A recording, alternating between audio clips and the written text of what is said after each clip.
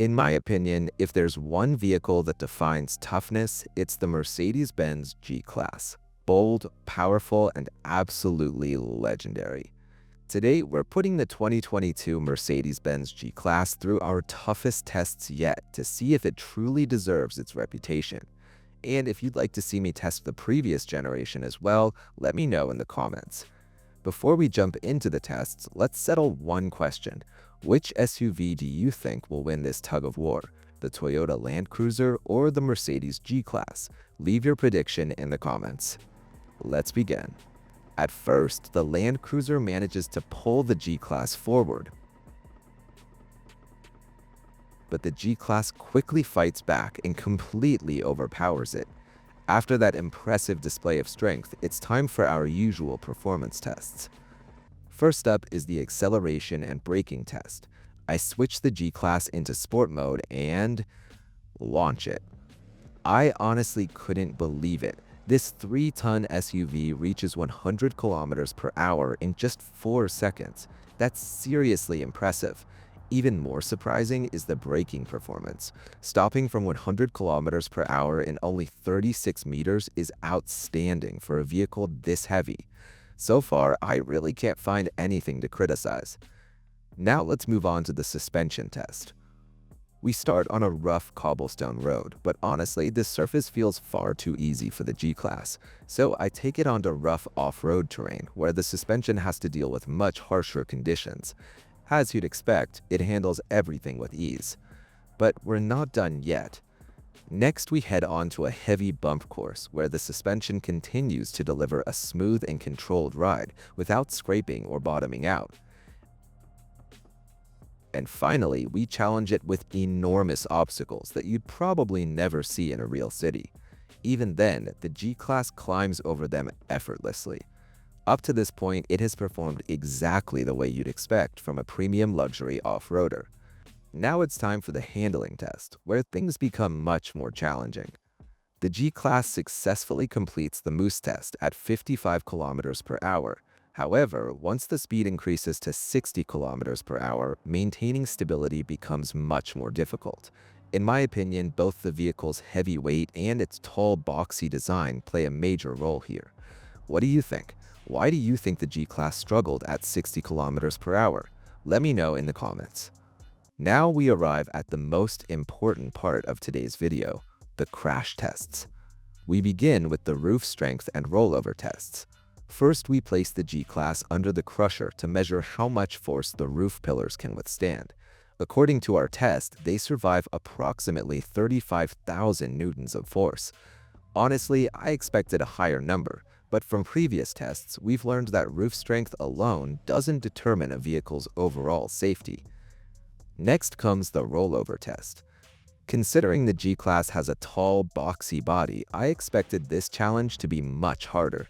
Surprisingly, it performs exceptionally well. The passenger compartment remains intact, the occupants suffer virtually no injuries, and even taller passengers would still have plenty of survival space. This is easily one of the best rollover performances we've seen. Now it's time for our main crash tests. We begin with the 50% frontal offset crash. From the outside, the damage looks fairly severe, but once we inspect the cabin, it's obvious that the occupants remain well protected. If this version of the game included working airbags, I'd have no hesitation saying the Mercedes G-Class offers excellent crash protection. Next comes the full-width frontal crash into a solid wall. Once again, the G-Class performs extremely well. Based on everything you've seen so far, how many safety stars would you give it? Let me know in the comments. Now it's time for the head-on collision. Both vehicles hit each other at 55 kilometers per hour, creating an enormous amount of force. But believe me, this still isn't the hardest crash of today's video. Even after such a violent impact, the passenger compartment remains intact and the occupants stay well protected. Next comes the rear-end collision test. This is one of the most common types of accidents on public roads, and honestly, the passengers barely seem to notice the impact.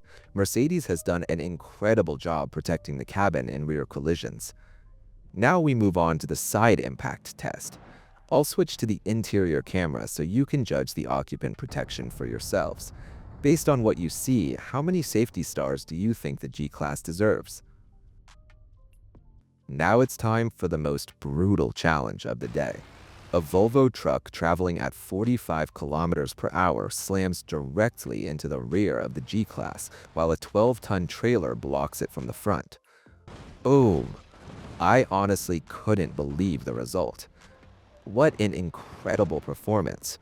Yes, the SUV suffers major damage, but compared to every vehicle I've tested so far, its passenger cell remains remarkably strong. Earlier, the roof strength numbers didn't seem particularly impressive, but this test proves just how incredibly rigid the chassis and safety structure really are. It almost feels like the G-Class is saying, I was built for situations like this, I'm not going down that easily. But we still weren't finished. To make things even harder, we positioned the SUV halfway underneath the trailer before the impact. Once again, the G-Class protects the driver remarkably well.